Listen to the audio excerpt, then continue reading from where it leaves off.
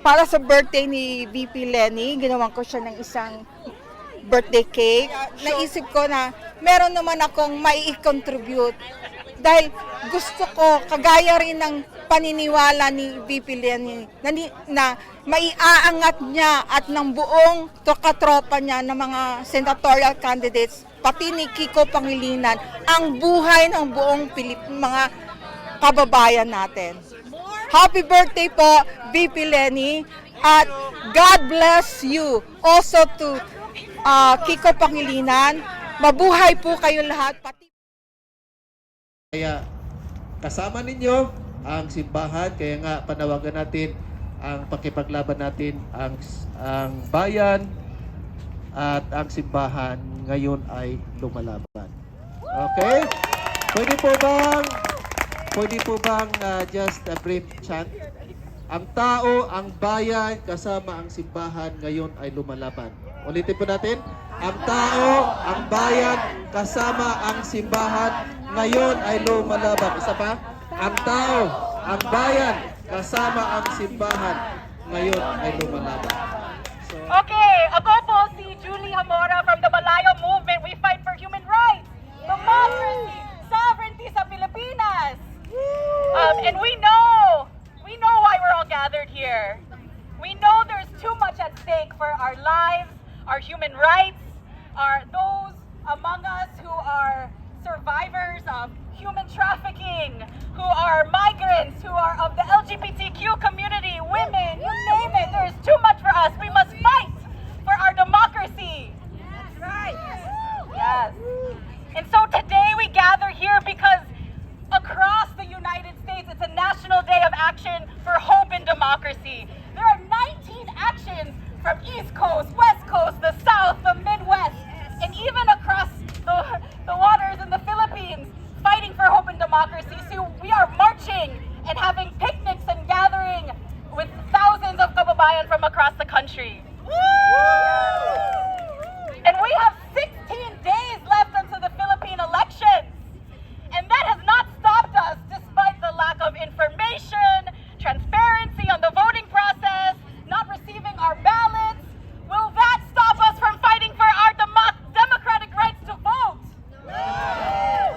Will we see the win of Leni Kiko? Yes. Will we fight for the full opposition slate of senators and party lists? Yes.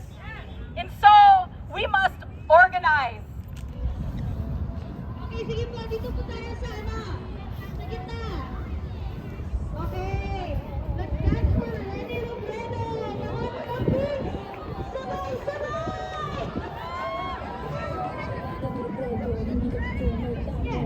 para sa Pilipino. Kaya ko hindi ka bigo, may tapang, may puso para sa Pilipino.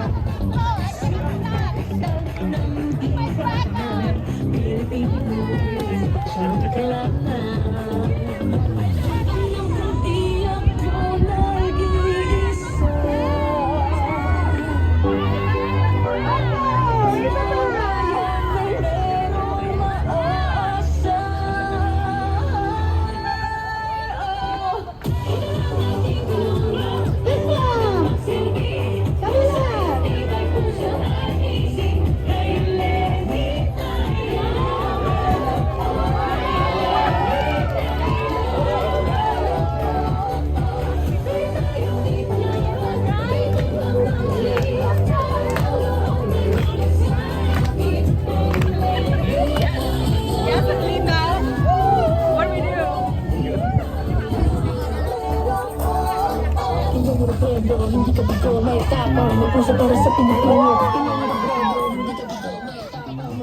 sa Pilipino. Hindi ka bigo, may tapang, may puso para sa Pilipino. Hindi ka bigo, may tapang, may puso para sa Pilipino. Ano ang ating pinuno? Ang anong ang sabihin? Pusay at tibay puso at isip. Kay Leni tayo.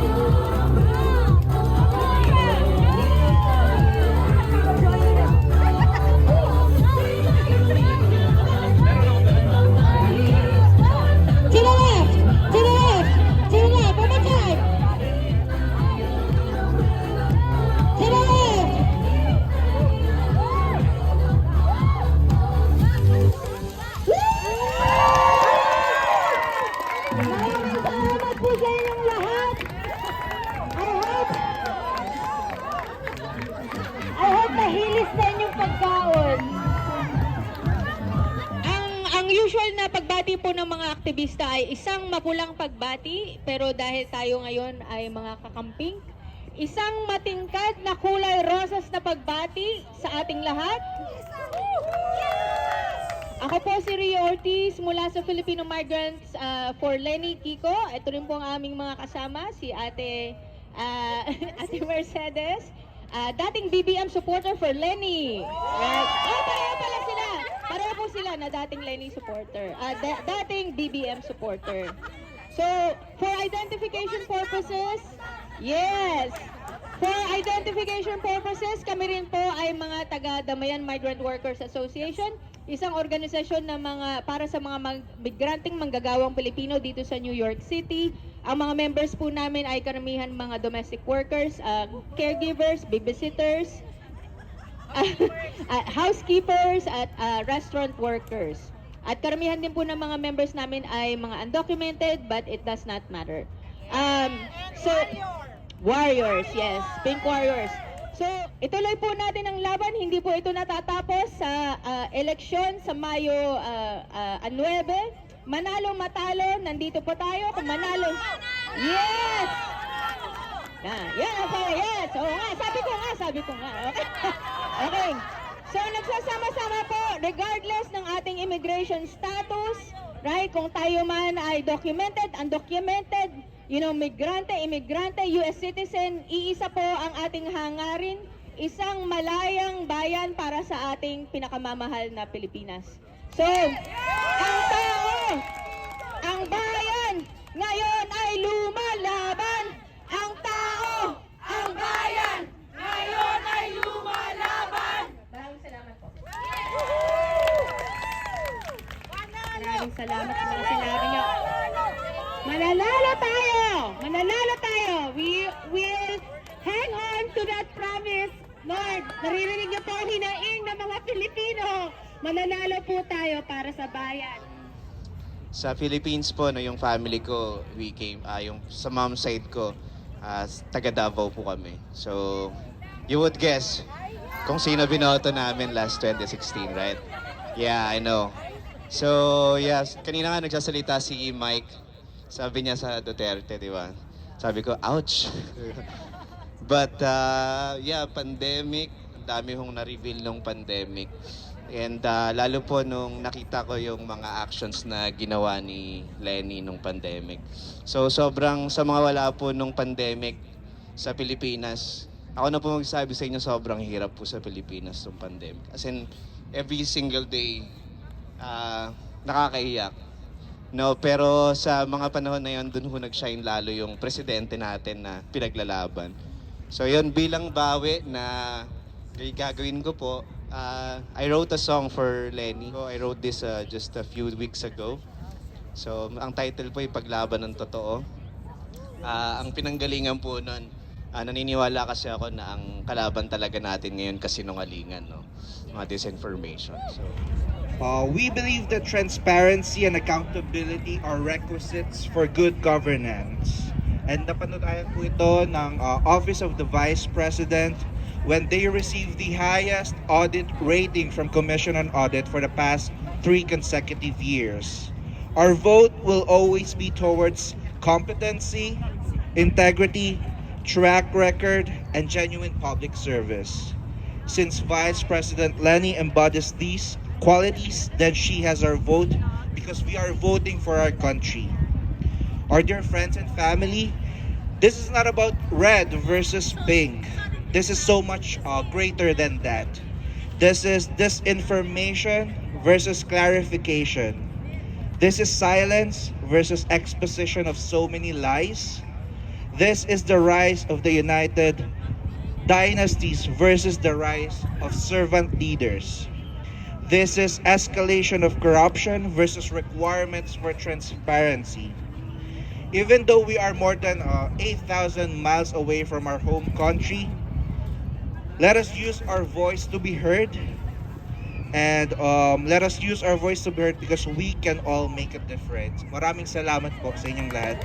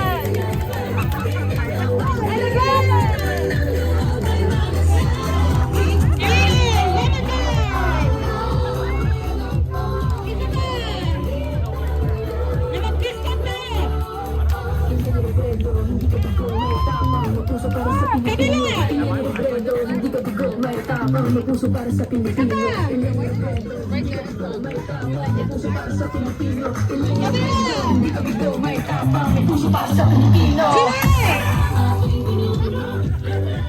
Sumunod!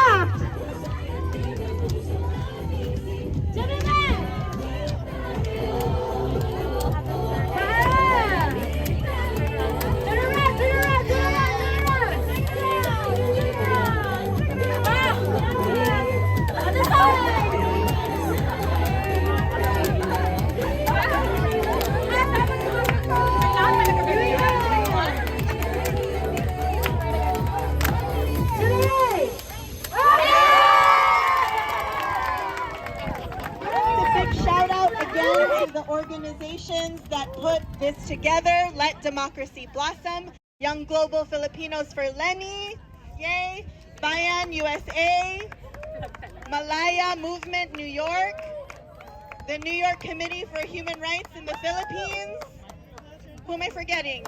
Anak Bayan Manhattan, and Isang Bayan USA Northeast. Yes, and everyone who is in our program today, thank you.